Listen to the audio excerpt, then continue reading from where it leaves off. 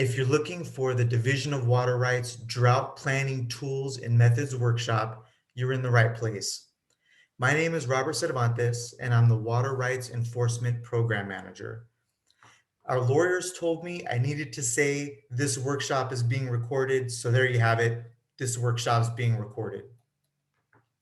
We're scheduled to discuss our supply and demand visualization tool from 10 to noon. We'll probably wrap up our presentation in about an hour, so that should leave us plenty of time for questions. Feel free to use the chat feature in Zoom to ask questions anytime, and we'll address them after our presentation. We'll take a break after the morning session and resume the workshop at 1 p.m.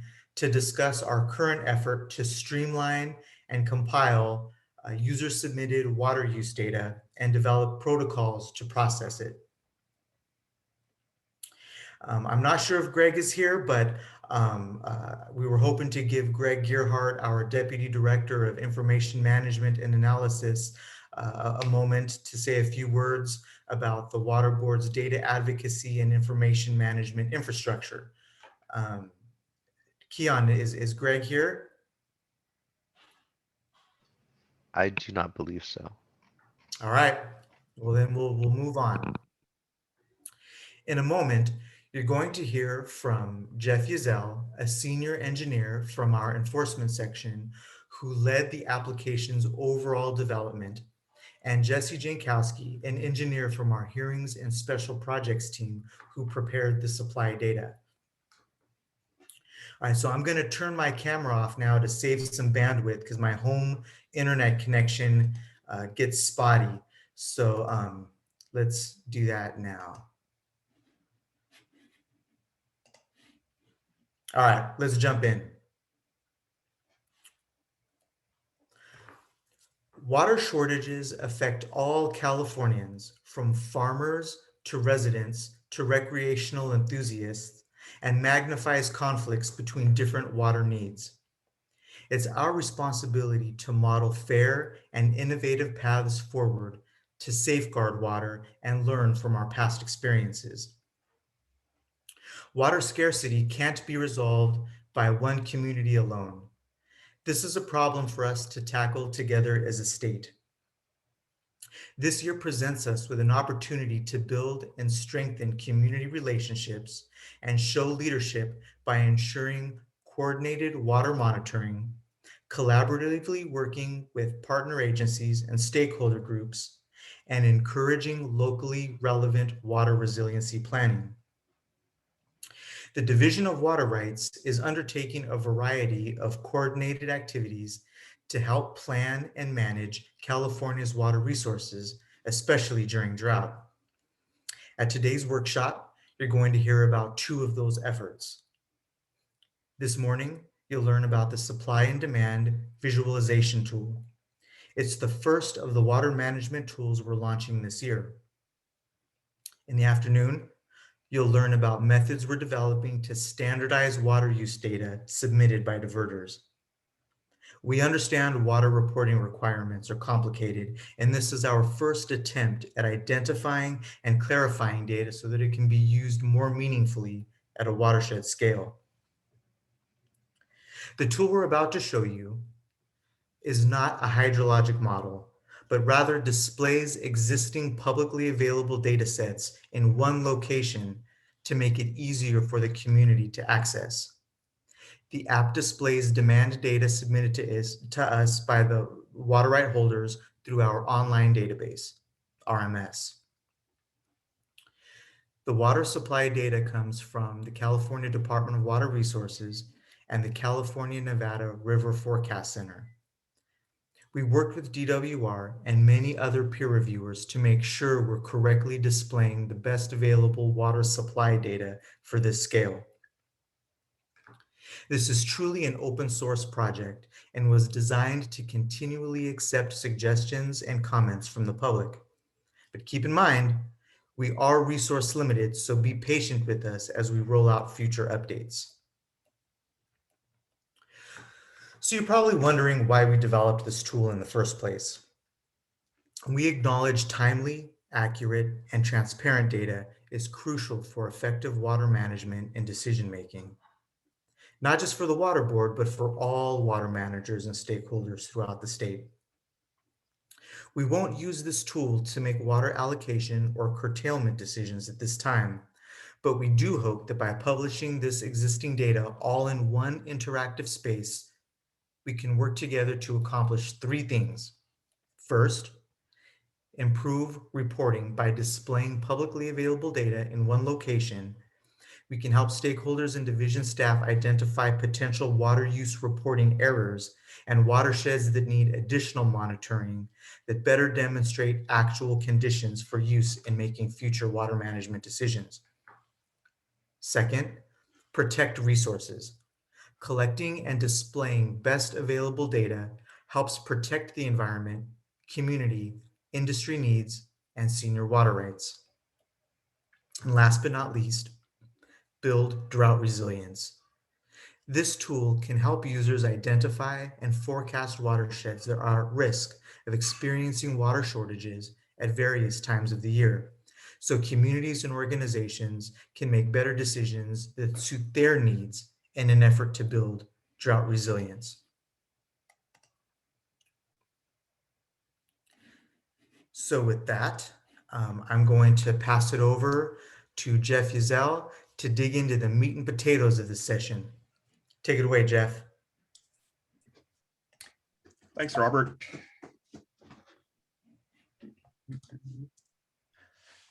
Good morning. My name is Jeff Yazell, and I'm proud to introduce the new Division of Water Rights Supply-Demand Exploration tool to you. I'm a senior water resources control engineer with the division, and I've been with the enforcement section for over 7 years. During the 2015 drought, I was charged with developing the supply-demand visuals used by the division to make water availability decisions. Believe me, it was no easy task. First, I developed and implemented a rudimentary cleanup methodology for thousands of water rights to create an average or typical pre-drought demand estimate. Then I developed a series of supply forecasts based on parameters provided by management. The fun really started when I was constantly thrown new scenarios to evaluate faster than I could process them. I did all of this in a huge Microsoft Excel workbook. It worked well, but it was slow, complicated to operate, difficult to demonstrate, and far from reproducible.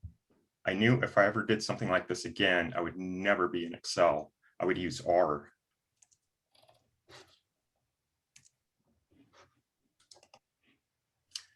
R is a programming language popular in the data science community. It is known for its strong data handling, reproducibility, statistical, and graphing capabilities. I initially started learning and using R with a previous employer over 10 years ago when R was in its infancy. I used R to code and conduct statistical analyses and visualizations for groundwater monitoring projects at sanitary landfills and underground storage tank sites. R has come a long way since then. I enjoy exploring data. It's exciting to dive into a new data set and munge and summarize it into informative plots and tables to see new and interesting trends and relationships that aren't always immediately apparent. Adding an interactive component to these visualizations really kicks it up a notch. Until now, the division didn't have anything available to interactively drill into our water rights database and explore the underlying data, so I decided to fix that. A few years ago, I set out to learn all things R and data science to build a, pardon me for a second, my cat is going off the rails. I'll be right back.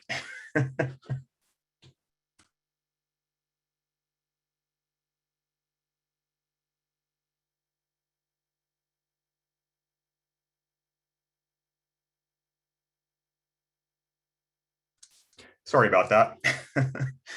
Until now, the division didn't have anything available to interactively drill into our water rights database and explore the underlying data, so I decided to fix that. A few years ago, I set out to learn all things R and data science to build a tool to visualize water right demand and eventually supply in a way that made sense to me and hopefully others as well.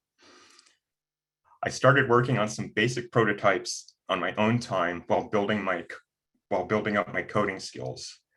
Last year, management saw the utility in having a tool like this and greenlit me to devote most of my time to developing this application.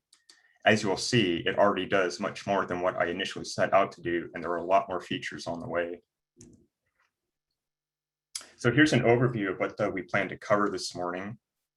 First, I'll go over the evolution of the supply-demand visuals used by the division during previous droughts. Then I'll talk a bit about the data flow, how the data is handled from their sources to the application. Then I'll talk a bit about the key components that made the application possible. Then I'll talk a bit about watershed selections and about the demand data sets that are currently available in that application. And then Jesse will talk about how the supply data sets were obtained. After that, I'll take you through a walkthrough of the app, talk about next steps, and then share how you can help us shape the application. And then after that, Robert will wrap up with a few words. So this sketch from 1977, found it in the drought file, is the model that the division supply demand visuals have been based on. It all starts with the basic supply demand concept from Econ 101. If demand exceeds supply, there is a shortage. By stacking demand in order of priority, with the most senior demand at the bottom and the most junior at the top, we can see at what priority there may not be sufficient supply to meet those and junior rights demands. Here's a supply demand visual developed during the 2014 drought. We've moved from paper to Microsoft Excel and actual numbers, but it's very difficult to distinguish the supplies from the demands at first glance. I created this visual during the 2015 drought.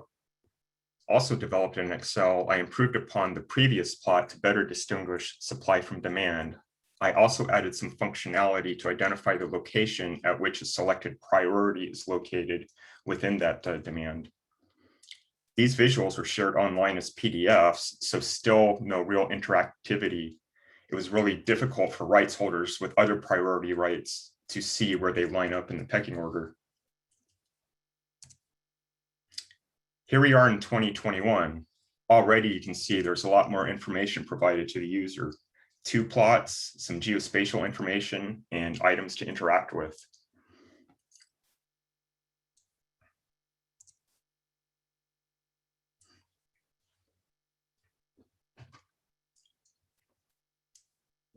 So this graphic illustrates how the data get from the original data sources to the application. Currently, through a mixture of manual and scripted methods, supply and demand data are collected from their various sources, collated and saved into an organizational structure suitable for the application to read. Collating includes organizing by watershed, combining data sets, and adding rescaled supply and demand values to provide for other plotting units. We want to keep a library of the supply and demand data sets that are developed, where we can also document the specific details how each data set, so we know their use limitations. I lumped all this under the curate category. To be clear, the application and the data preparation scripts do not perform any cleanup of the supply and demand values they process. They simply collect the data, collate the data, and curate the data. And display the data. Forgot to add that. Once the data is processed, it is sent to the Water Board's data storage cloud. When our friendly stakeholders, public, and other government officials access the application, it retrieves the latest available data from the cloud to display.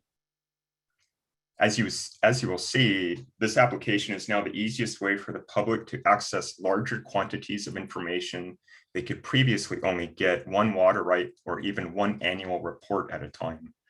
All water right information used in the application is available on the public side of our water rights database, the Electronic Water Rights Information System, or ERIMS for short. No personal identifiable information is stored in the data.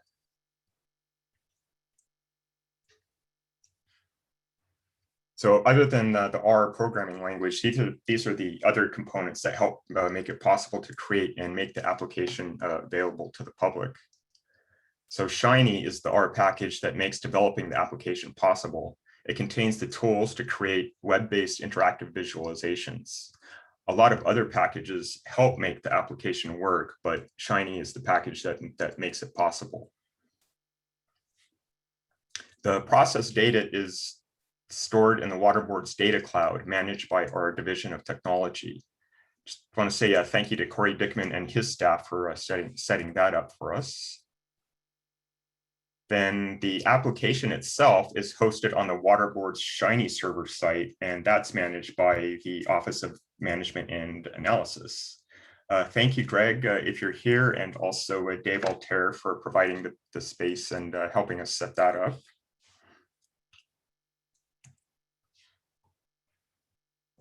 So a bit about the watersheds. The application allows the user to select watersheds at the hydrologic unit code 8 level, or HUC 8. A hydrologic unit represents an area of land that drains into a portion of a stream network. The USGS's watershed boundary set contains 8 levels of hydrologic units. The number of watersheds increase and the sizes of the watersheds decrease as the HUC level increases. There are 138 watersheds in California at the HUC 8 level. We believe that this is a sufficient resolution to use in a screening tool. The next common HUC level we generally use in water resources is the HUC 12. There are or at least 4,000 HUC 12 watersheds in California. So selecting watersheds on a HUC 12 level in this application would just be impossible. The list would just be impossibly long.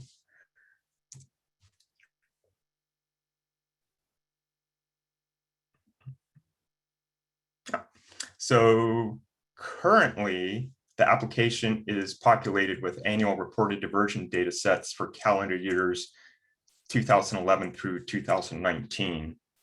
These are the monthly diversion amounts reported each year for each water right by diverters on their annual diversion and use reports. Monthly reported diversions are certified by diverters as being accurate, and the regulations allow the division to rely on this data. This is the data the enforcement section looks at when evaluating complaints, potential cases of waste and unreasonable use, and other enforcement issues that are not necessarily related to drought or water allocation. When making planning decisions, though, such as for drought planning, we do want to have more accurate understanding of demands to make better decisions. This afternoon's workshop will discuss how those years of reported diversions will be reviewed, cleaned up, and transformed into more accurate demand data sets that will be used in planning decisions. Those data sets will be added to this application as they are developed. And here's Jesse to talk about how the supply data were obtained. Thank you, Jeff. Again, my name is Jesse Jankowski. I'm an engineer with the Bay Delta and Hearings and Special Projects branch of the Division of Water Rights. So the water supply inputs that are present in the tool are only there for a limited set of watersheds. We had to use the best data that we had available. And these consist of full natural flow, also known as unimpaired flow estimates that are made and published by other agencies. These include individual system operator calculations, which are published on the California Data Exchange Center, CDEC, as well as unimpaired flow estimates made by the Department of Water Resources and the National Oceanographic and Atmospheric Administration's California Nevada River Forecast Center, CNRFC. There are two sides to these supply data inputs. These include historical data, which are represented through monthly statistics by water year type, where those are available, as well as daily real-time data for the current water year. Monthly projections of full natural flow are made both in DWR's Bulletin 120 and by the California Nevada River Forecast Center. However, these projected future supply values cannot be predicted with absolute certainty So they're presented in various exceedance probabilities in order to represent a potential range of values and the confidence in forecasting those future supplies.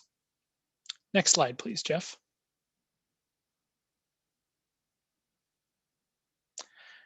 This is a schematic detailing the concept of estimating unimpaired flows, courtesy of the Department of Water Resources.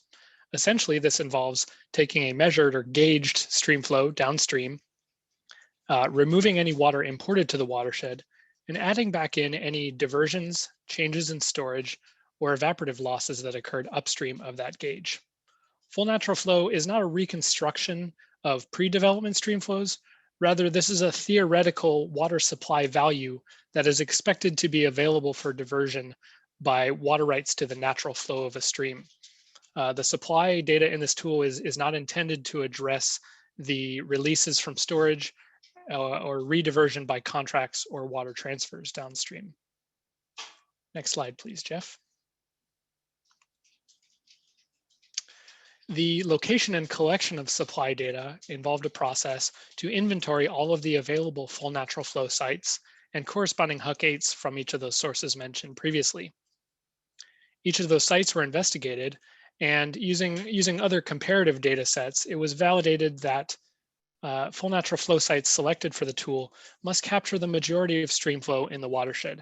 They should ideally be downstream of major tributaries, and they should capture all of the supply that can meet demands within that watershed.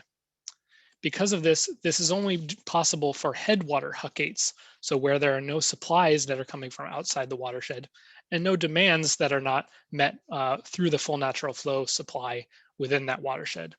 This does require some professional judgment. We don't always have perfect data, but again, we're using the best available supply data that's expected to represent all of the water that is available for diversion to meet all those demands within that watershed. And we're just verifying through these comparisons that Jeff will show in the tool that we can reasonably and fairly compare supply to these demands. Next slide, please. Here's an example of this process for the Yuba River watershed.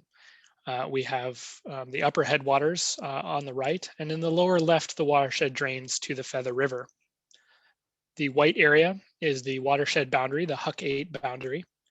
The blue lines shown here are flow lines mapped by the USGS representing stream and tributary locations, and the white dots are water right points of diversion documented in the division's eRIMS database. The yellow diamond location along the middle left is the full natural flow estimation site for the Yuba River at Smartsville. This includes both historical and projected future full natural flow values through DWR's Bulletin 120. And you can see here that this supply location represents the majority of water supplies that occur in all of these streams and tributaries in this watershed, as well as the majority of demands in this watershed, which are met either upstream of the gauge location or downstream on the main stem of the river, which is represented in the full natural flow value. So this process was done for all of the HUC-8 watersheds in the tool that have supply data present. Next slide, please. And this is a map showing the watersheds that do have supply data currently available in the tool. The purple and green areas indicate the Bay Delta watershed and the Sacramento and San Joaquin River watersheds, respectively. So you can see the majority of these are present within the Bay Delta. However, there are additional supply data sets available for the Scott River, the Shasta River, and the Navarro River on the north coast. Next slide, please. Jeff will go through a more detailed tour of the tool in just a minute, but I wanted to show how users can access these supply data sets that are available. First step would be to select the Supply Demand Scenarios tab to show this type of graph shown. Second step is to filter for watersheds with available supply information available. This will drill down that 138 HUC-8s in the state to only those that have supply data. You can select a HUC-8 watershed, and from there you can select up to 3 supply scenarios to compare to your selected demand scenario. And I have these shown on the graph. This indicates 2 historic values, so the median unimpaired flow at this Yuba River site for a critical year and a wet year, as well as a forecasted supply for the remainder of the 2021 water year with a 50% probability of exceedance. which is essentially the median forecasted value, which has an equal probability of being exceeded or not. Next slide, please, Jeff. There are a number of improvements that will be made to the supply data sets available in the tool, as well as general tool improvements that Jeff will discuss later. These include very thorough documentation of each of the supply data sources. These were collected from multiple agencies, multiple data sets, and collated together in a similar format, but we're going to document very thoroughly the individual data sources. We also plan to add real-time data. The tool already does contain some real-time daily full natural flow estimates, as well as updated forecasts for existing watersheds that update regularly each month as DWR's Bulletin 120 is published. We also plan to further automate the data collection and processing of these data to be able to update as data sets may change and automatically compute these calculations, water year type averages, and exceedance intervals that are shown in the tool. We also plan to incorporate additional watersheds statewide with supply data and utilize any new supply data sets as they might become available to improve the quality and variety of data that are present in the tool. So I will hand it back to Jeff after this to give a detailed tour of the tool. Thank you.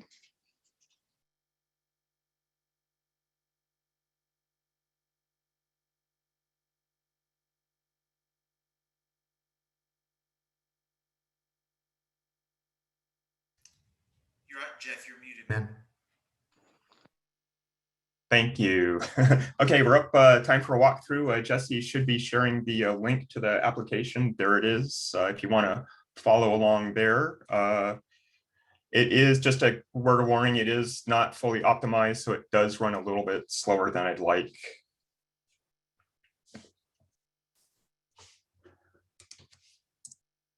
So this is generally what you will see when you first access the application.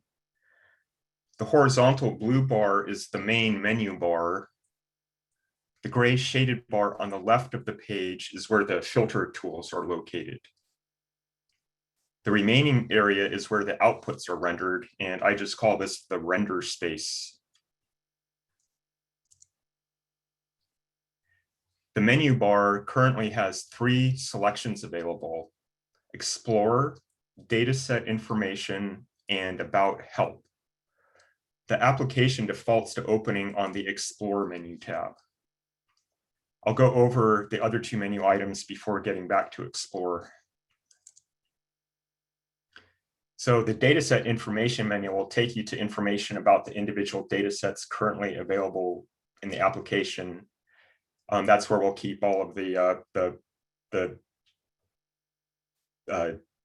data collection and documentation, and then we'll break that down into demand data sets and supply data sets, and then also information about other data sets used in the application, such as the water rights information database that's available on the state's open data portal website, or the publicly available water rights geospatial data set. The About Help menu is just that. It will provide information about the application, provide some additional guidance on how to use the filters, an FAQ, and information on how to report bugs, data concerns, and collaborate. So we're back on the Explore tab, and I zoomed into the render space. At the top left, you'll see another set of menu items that are available while on this Explore tab. You've got the Plots menu, the Data menu, and the California Watershed Map menu. The Plots menu provides a submenu that shows the visualizations currently available in the app.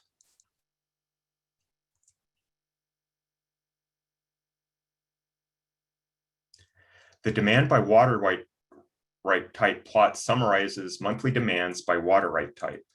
In this case, we're looking at the 2019 reported diversion scenario for the Upper San Joaquin watershed. A quick glance at the plot shows that the post-14 appropriate rights holders are the predominant diverters in this watershed, with maximum reported monthly diversions of over 15,000 CFS. The legend indicates there are some stock pond diversions, but at such a small quantity, they are hidden in the plot. So let's drill down. Here's the filter bar on the left-hand side of the application I mentioned previously. The filter tools above the lower box are present for all plot types. This is where you choose your plot units, your watershed of interest, and which of up to 2 demand scenarios you wish to view. Since supply information is not available for all watersheds, a checkbox allows you to filter the demand data sets to just those watersheds that have corresponding supply information. Also, right now, only CF units are available for plotting. That's on my to-do list. The filter tools inside the lower box change depending on the plot type. Since we're viewing demand by water right type, we can select which types to include in the plot. Here, all water right types are selected. Going back to our original problem of finding the hidden stop pond diversions, if we remove the appropriative and statement diversions from the data, the stop pond diversions appear.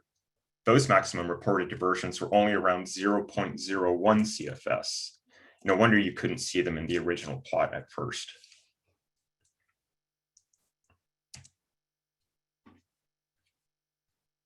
So this is the demand by priority plot.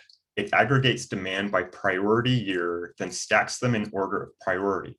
It's really interesting to see how differently priorities are distributed in the various watersheds. Currently, diversions for water rights or claims of right that report under supplemental statements of diversion and use, primarily riparian and pre-14 claims, are combined into a single statement demand category and assigned the highest priority. There isn't enough information in our database to parse out priority dates for this class of rights with any degree of certainty. This afternoon's workshop will touch on this issue. Notice how the points on the map change color to match the plot legend. I'll talk more about the map later.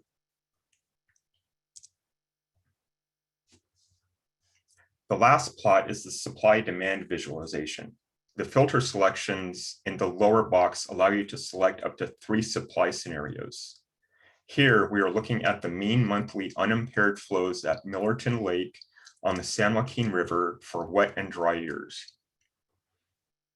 The shaded area represents total monthly demand stacked by priority for the selected demand scenario. There is a little bit of statement demand at the bottom of the plot. That's the gray shading. The tan area represents post-14 appropriative demand for priorities 1974 and senior. Above that, the pink area represents post-14 appropriative demands for priorities 1975 and junior. You can see where other priorities are situated by selecting other years in the demand priority year selection box.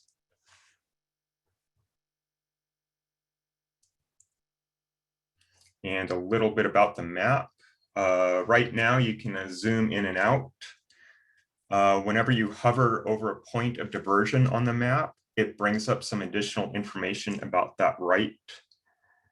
And then on our supply demand plot, we also plot the location of the gauge station from which the supply data was obtained. And then when you click on that gauge station, that will also bring up some additional information, and then also a link to the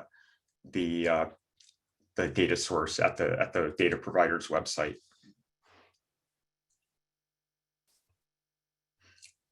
So, and then after the plots menu, we have the data menu. And then here, it allows the users to look at the underlying data in a tabular form.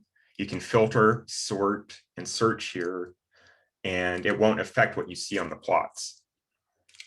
The ability to download the data will be coming shortly.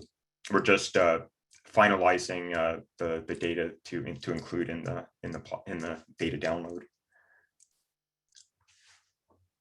The California Watershed Map. I do want to include a map if users don't know exactly, they know where the area they want to look at, but don't know the exact name of the watershed, they'll be able to find it here. Initially, it probably won't be linkable, but maybe in the future, as I get more coding skills, we can make it linkable. Also, I'd like to include more information on the map, so you can quickly see what data sets we have available just by going to the map. And I think that would be really helpful as well. So those are some features I'm really interested in adding. Also, these next steps. Right now, our big push is to get the documentation in the app. We just ran out of time, and we couldn't move the workshop. So we're hopefully to get most of that in by mid-May or so. I'd like to refine the UI. Like I said, I'd like to add that state watershed map, implement the data download functionality. I talked about that. Add accessibility features. As I was developing the application, the Shiny package rolled out a bunch of accessibility features, and I haven't had time to explore how to use them yet. So that's a high priority on me, is to start incorporating that accessibility into this application as well. Optimize for different screen sizes and resolutions. I don't think we'll get to the displaying it on an iPhone, but I'd at least like to make it usable on a tablet. Things on the mini map, I'd like to be able to turn active and inactive rights on and off, just to get more understanding of what's really behind the data sets. Also different base maps. Right now I'm using that simple one just because it's fast to render. I think it would be really helpful to have a USGS map available as well. And then improved backend data management. Right now, a lot of the data is kind of held together with duct tape. So we want to develop some input data file standards, and then also get a nice robust curating process going to really get a good solid record of all of these various data sets we're going to start collecting and having to keep for years. So we're trying something different here and sharing the underlying application code, data preparation code, and related documents with the public on GitHub. And Jesse just shared the link to the repository in the chat for you. We invite you to report bugs or start a discussion for a new feature you think might be beneficial to the application. If you see a bug in the code or some code that could be written more efficiently, please send a pull request with the suggested code. We will entertain any bona fide suggestion, and if appropriate, we'll attempt to incorporate it into the app. If you don't want to use GitHub, you can email us at the address shown on the slide, and then all of this information will be put into the application very soon. And always remember, and that's all I have. All yours, Robert. All right. Well, a huge thank you to Jeff and Jesse for all the innovative work you've done on this app. We're grateful to have you both on our water rights team, and we're excited about what the future holds for California water data.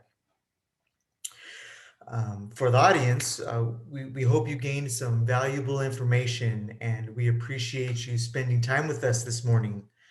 We'll post the link to the apps as well as our contact info in the chat section. I think Jesse's already done that. So remember to come back this afternoon at 1 p.m. for a discussion of the division's efforts to streamline and compile user data and our upcoming processing protocols. Well, with that, let's take some questions. It looks like we've got one already teed up from Will Anderson. I mean, is this the Will Anderson that used to work with us? That's awesome, man. I hope you're doing well. Let's see what he has to say. Will Anderson asked, how can the report-based demands in the 2019 Yuba scenario slide exceed the historical median full natural flow estimate? That would seem to indicate that the reports would tend to exceed the median actual amount available. That's a great question, Will. Um, I have a rudimentary answer for you, but I'm going to let Jeff take a crack at that one. I completely apologize. I was paying attention to the Shiny server. Well, I can take that one. I can take that. Okay, all right. Yes, thank you, Will. That's an important example and an indication to remind folks that the demand data shown in the tool presently is all of the reported diversions to storage and direct diversions that are reported to the division. These include all water rights. These do not include any kind of data cleanup, which will be discussed in much more detail this afternoon. Particularly in the Yuba River watershed, I know that there are significant hydropower operations in the upper watershed, which are diverting water to generate power and are reporting that to the division. But these rights are non-consumptive, so that water returns to the stream downstream and may be available for diversion by other users. So this is the Yuba River watershed is an example of a place where those reported demand values include rights which may not be consumptive and may be making that water available to others. So the demand cleanup presentation this afternoon will discuss further how those rights can be identified and potentially excluded from future demand data sets to bring those lines down closer to approach what is a more realistic supply-demand comparison. Awesome. Yeah, that's a way better answer, Will, than what I was going to give you. So thanks, Jesse. Let's see what else we have in here in the chat. God, I wish I wasn't such a novice with Zoom. I'm like scrolling, trying to find who's saying what. Okay. Hey, Robert, while you scroll, I do have something I want to mention. So real quick, my name is Julie Rosardo, and I'm in the Division of Water Rights, and I head up the Permitting and Enforcement branch. And I'm just so proud of our team today. This has been truly a team effort.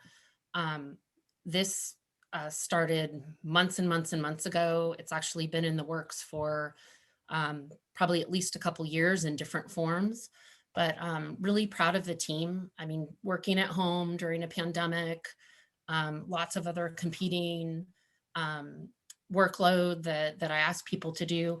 And then coming up with something that's so innovative and so accessible, something that can really bring hydrology to the forefront of people's minds and give people tools, just simply showing available data sets that are already out there, just showing them in this new way. I'm just so proud of this team. I just had to mention that. Awesome. Thanks, Julie. Yeah, we appreciate that. It's been a challenging project, but I got to say, just I can't speak for Jeff or Jesse, but I feel like I'm super grateful for their ingenuity and dedication to getting out of whatever comfort zone that exists for them, and to learn these new skills and basically become like data scientists, and be able to learn these new tips and tricks to build these tools. It's awesome. It's like far beyond anything that I could even conceive of. In fact, I just tell Jeff all the time, I was like, this is just witchcraft to me. It's just way over my head. Anyway, all right, let's get back to it. Question from Nick Bonsignor. How many Huck 8s have full natural flow data? Mr. I can Bonsignor. take that. Oh, you got it? Okay. If you like, I apologize. I did not mention the number in the presentation. We've got 24 Huck 8s that currently have supply data available in the tool. Yeah, mostly in the Bay Delta tribs, and then we have a few up north Scott, Shasta, and Navarro. Thanks for your question, Mr. Bonsignor. All right, it looks like we have another one from Greg Reese. How standardized are watershed names in the app? Lower San Joaquin appears arbitrary at first look. So this is Jeff. The Hug 8 names are the Hug 8 names provided by the USGS watershed boundary dataset. If users out there prefer to work with the actual the number codes, that's something we can absolutely entertain and including in these data sets. Right on. Okay. It looks. Oh, and then you just figured it out after that. So. Oh yeah, right. It says actually, never mind. I figured it out. All right, Greg. Cool. It looks like we've got a question from Kirk Klausmeyer. Great work on exposing these data. Currently exposing, let's say displaying, Mr. Klausmeyer. Currently, only human demands are shown on this app. Would it be possible to show minimum flow needs for native freshwater species? That would help to keep environmental needs when making water management decisions. I can say there is a placeholder in the application for that, but it's not implemented because we don't have any flows like that to apply yet. So it is something I considered when developing the app. So down the future, that is something we can implement. Yep. Yeah, and that actually has a good enforcement application as well. As if we can see that minimum flows are being exceeded, that could be like a good easy screening tool for us to reach out to the community and maybe do some further outreach regarding diversions. Okay, next question from Jeanette Howard. Why aren't you using the natural flows database in this tool? And she gives a URL for an organization called codeofnature.org.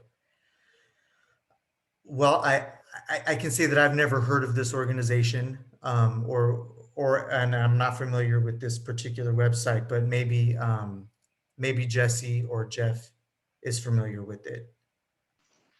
I am. Thank you, Robert. I'm familiar with that data set and all of TNC and USGS's work on the natural flows database. And I really appreciate the applications of data science technologies like machine learning to water resources and prediction of flow, water supplies as we're using in this tool. But currently we're only using published data sets through the Department of Water Resources and other agencies that are based on the unimpaired flow or full natural flow calculation procedures. Sorry to interrupt. Are you still seeing the actual application screen? Yep. Okay. Okay, next question. This one's from Victor. How are statistical confidence levels taken into consideration? I'm going to go out on a limb here, Victor, and say you're talking about supply statistical confidence levels. The demand is just it's just reported data from the diverters, so our confidence level is not as high as we would like. But Jesse, do you have an answer for Victor in terms of confidence levels in the supply data? Absolutely. So this exists for both historical data because we have a range of potential values that occurred, as well as forecasted data. I think I mentioned in forecasted data, we have uncertainty taken into account because you can select different forecasts. You can select a 10% exceedance, which is a higher supply. It only has a 10% chance of that flow being exceeded in a given month, or you can select a 90% exceedance, which means it is a lower forecasted flow. There is a 90% chance that that flow will be exceeded. We also, again, represent this in historical data because you can select scenarios with a exceedance confidence level for a given water year type.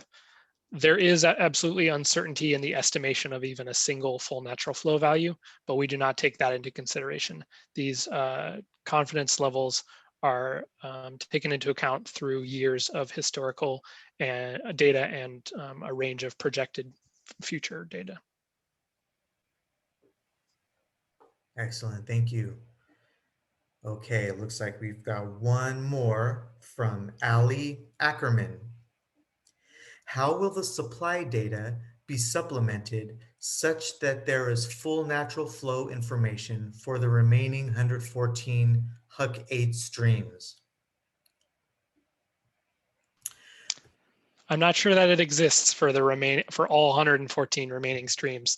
As I said, this procedure where you're comparing supplies and demands for a given watershed, that comparison doesn't work if you have supplies coming in from outside of the watershed, because that would bolster the supply, and it would also increase the demands shown because those demands might be met from outside the watershed. However, I am aware that there are additional full natural flow data sets published. Certainly the TNC's Code for Nature Natural Flows database is one. There are also additional full natural flow sites available through CDEC and CNRC. So we are looking into the feasibility of adding additional sites statewide, and we'd happily accept recommendations if others have suggestions for priority regions where these type of data sets are needed.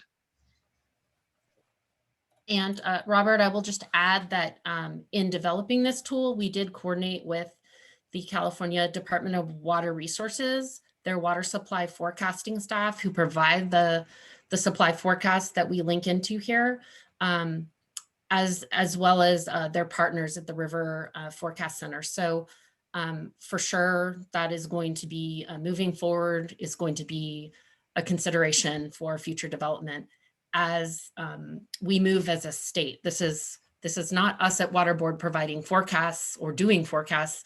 We're just simply linking to others who are providing those forecasts. But as that forecast frequency increases, as they add, as DWR adds more locations throughout the state that they provide a water supply forecast at, this tool will be able to accept that.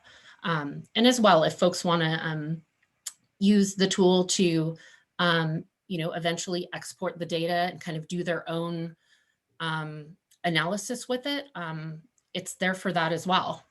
If folks want to use their own or other supply data sets that they find, that's kind of the beauty of putting this out there and letting people explore with it. All right, thanks, Julie. All right, we've got a question from Justin Fredrickson. Oh, Justin, if you're the Justin Fredrickson I think you are, I owe you an email. Thank you so much for your comments, your peer review comments. I've been wanting to get back to you. Anyway, let's get to his question. Justin asks, presumably this can be used to show availability of flows, including flood flows, in excess of water rights and other demands, and not only deficiencies or insufficiencies. What utility of the tool do you see for this purpose, if any, and what data limitations or gaps might there be with the tool for this purpose? Oh, there's a lot there. That's a good question, Justin. I know that for some watersheds, we've included gauge data that would be able to reflect some of those flood flows in the areas that we have gauge data shown for. But I don't know that I've contemplated anyway using this tool to reflect water availability, to reflect those flood flows. I don't know if Jeff or Jesse has considered this question at all, but that's not something we've really considered, but it does sound a little bit intriguing. So that might be a good use a discussion to start on the GitHub discussion account. Yeah. Yeah, great. All right, good question, Justin. Yeah, thank you. I did want to note real quick, we had a question much earlier in the chat. This recording for this workshop will be posted on our drought website, and I will drop a link to that in the chat.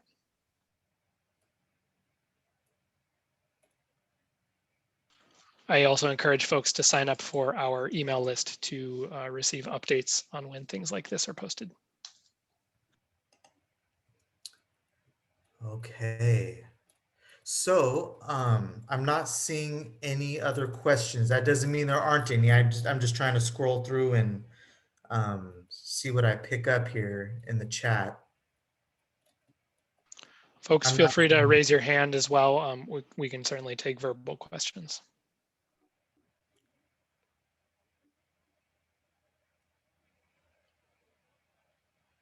Okay. All right, something popped in here from Jay Hartman. Says the tool is rolled up for permitting you need to. Oh, okay. I'm getting direct messages here. Okay. Scratch that. Forget what I just said. That was a direct message regarding something else. Okay. Are there any other questions? Raise your hand, please, or drop it in the chat for everyone to see. I'm not seeing any, but I tell you what, you know where to find us. You can contact us at the email address posted in the chat of this session, or for the folks that are with the water boards, you can contact me, Jeff, Jesse, or Julie at our regular water boards address, or ping us in Teams. We're always available in Teams. If anything, comes into your head, or if it's regarding the app itself, like a bug or something, use the GitHub repository, and that way we'll have a knowledge base of how we followed up on that bug, and maybe we can start a discussion on how folks have developed workarounds for it, and also other ideas that you may have for improvements and whatnot. Okay, well, not seeing any other questions. Seeing lots of thank yous. We appreciate everybody's time this morning, and please remember to come back at 1 o'clock this afternoon to hear about our user-reported QA/QC method that the division staff have developed. So with that, we're going to sign out, and we'll see you in a couple of hours. Take care, everyone. Thank you, everybody.